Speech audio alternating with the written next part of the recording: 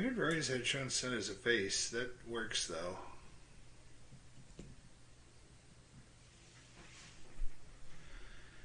I have to do a little editing though. Anyway, off we go.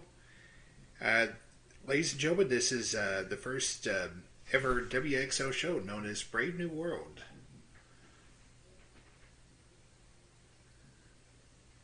WXO 2022 is run by Shaq.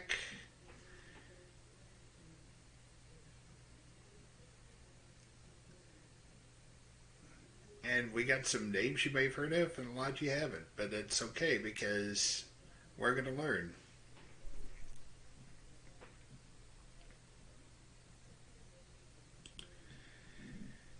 Okay.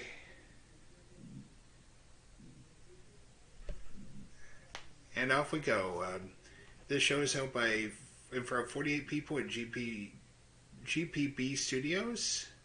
Shaq admits that he's the commissioner.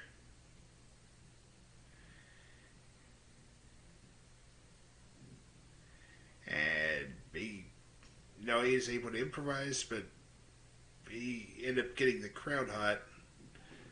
Looks like a score of 85 too while we're at it. That's pretty doggone good.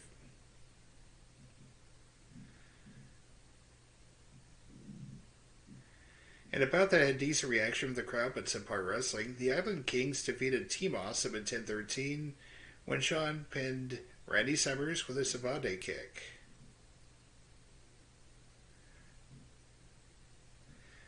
Shamuda had 24, Jaka 21, Brandon Watts 16, Randy Summers 17.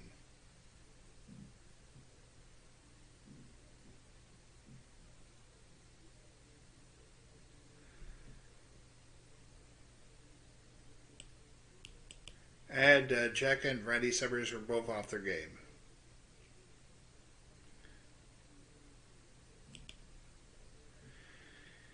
Alicia Fox interviews JD Griffey with his upcoming singles match with Lee Costa.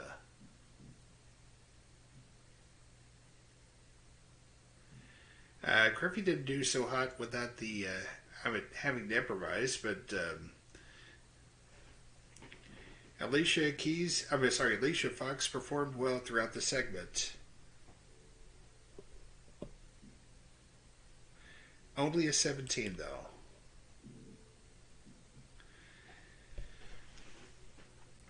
About that had decent reaction from the crowd, but subpar wrestling. Austin Tyler Morris defeated Sketch with 10-26 by pinfall.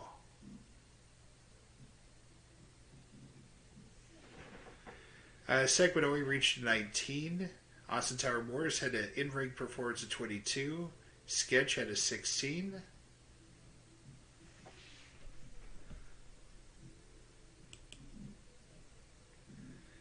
And in post-match, Mike Bundo and Kayla Conley decided to beat the tar out of Austin Tyler Morris in the ring.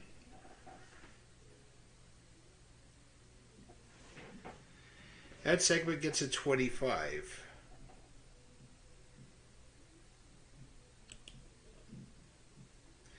And about that had decent wrestling, but not much heat.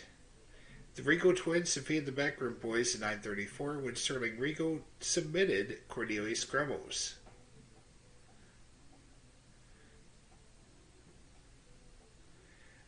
Sterling Regal had a 17, Lowen Regal 18, Saint of Orange 22, Cornelius Grumbles 23.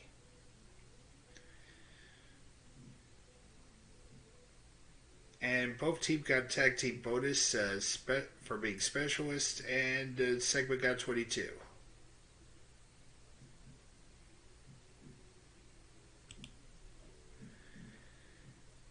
Next up, we had Carly Perez doing an interview with Alicia Fox, hyping the upcoming singles match between Ryan Davidson and PB Smooth.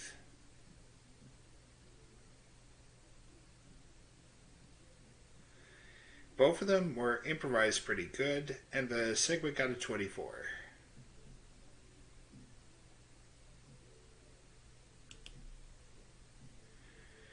And a crowd that had a decent reaction from the crowd, but Subpar Wrestling, Ryan Davidson beating PB Smooth at 10:28 with a frog splash.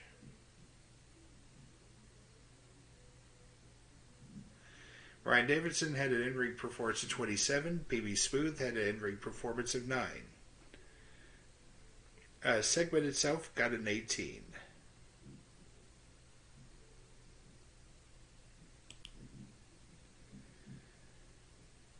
Alright, apparently I got...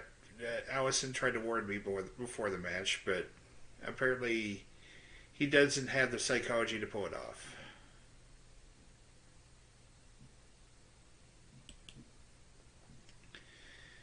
And now we got Dewey Donovan warning the world, beware Braden Toon, featuring Dewey Donovan and Braden Toon.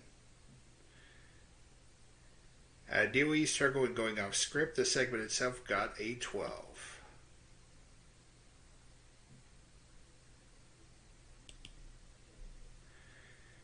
And what could have been the main event, but unfortunately wasn't, J.D. Griffey and Lee Costa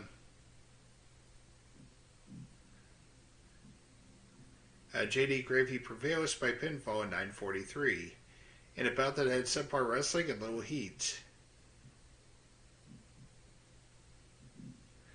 J.D. Griffey had an in-ring performance of 21, Lee Costa with a 17, and this starts a new storyline. The ref can change his stripes.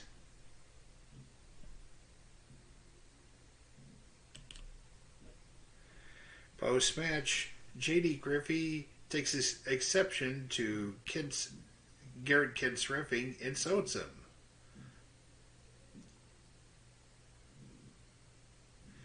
The segment got a 15, but JD worked the crowd well, using the freedom to improvise to his advantage.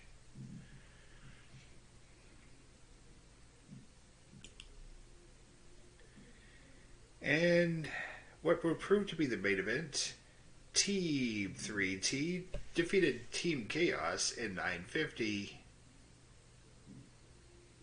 and 9 minutes and 50 seconds when Terrell Hughes pinned Tower Matrix with a belly-to-back neck breaker.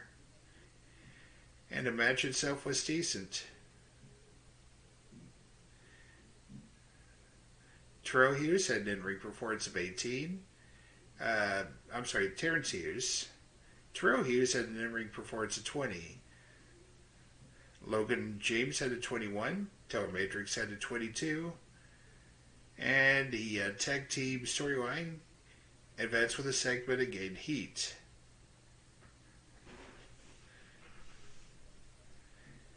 Segment itself grabbed 22.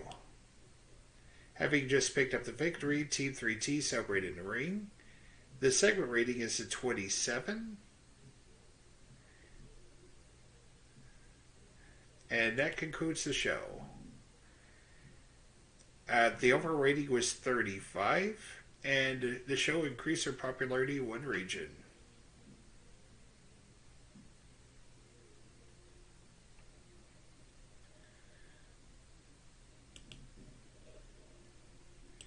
Okay, who are we going to consider our MVPs?